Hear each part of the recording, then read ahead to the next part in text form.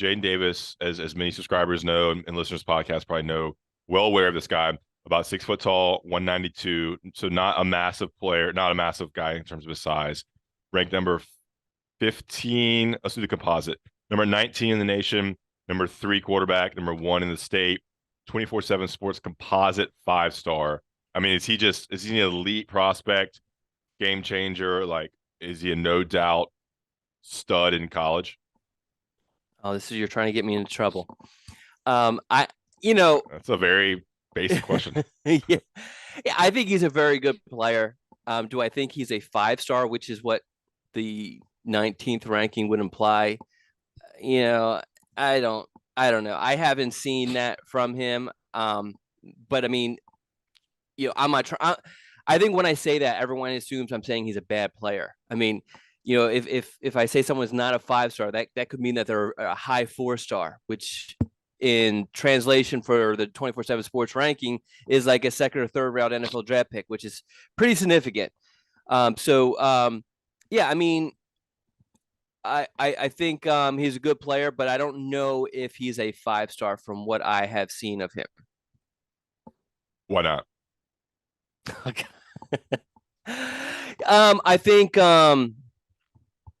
yeah, just I mean there's certain things, you mentioned his size, and I know that we've seen some quarterbacks similar stature have good careers, but I don't think he has the mobility that those guys have had.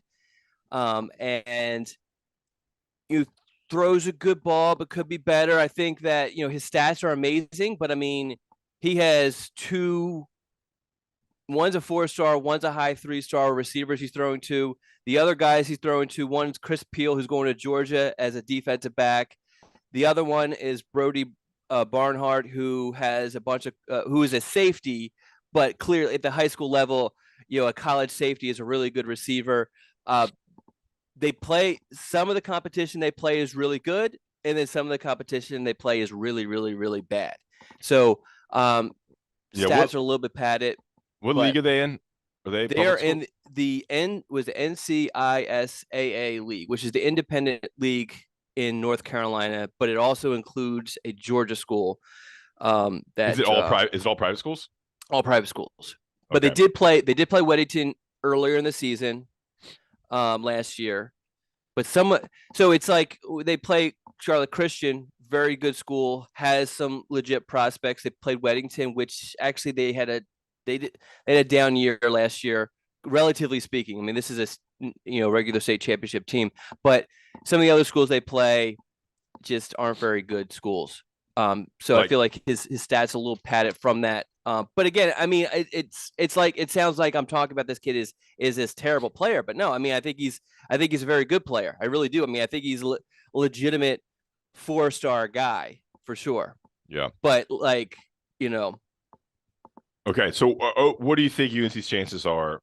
Like, is there any just basic statement you could say on that? Like, Should UNC fans get their hopes up type situation? Yeah, I wouldn't get my hopes up. I definitely would not.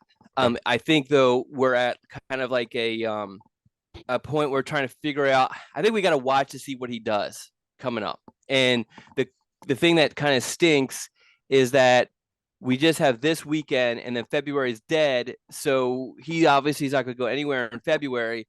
So we have to kind of wait until March and April to see what visits he takes, what moves he makes. I know he wants to be done with the process and get it and move on, but yeah, it's so hard to tell just what's going on, and is Harbaugh, because he says that he talks to Harbaugh all the time. Is he doing a good job of mending the fence? And even though they lost their co-offensive coordinator, the other co-offensive coordinator apparently is much more well liked and is more say in the offense. So maybe losing the co-OC is not that big of a deal. But then again, you got to worry about the whole NFL flirtations with Harbaugh every single year, and worry about losing your head coach, which dramatically changes your program. Yeah. Then you have Ohio State. I mean, if I were him, I would have some hurt feelings about that. But hey, who knows? And then you have Clemson, which is right down the road, which strangely doesn't seem like is much of a factor, even though he mentions Clemson a lot. So I don't know. interesting one to follow. I guess the good sign for UNC fans is that Chip Lindsey has made inroads. He visited this past weekend. Yeah. They seem to have a relationship. I think I saw a quote where, he feel even maybe a strong relationship with Lindsey than he had with Longo. So there we are.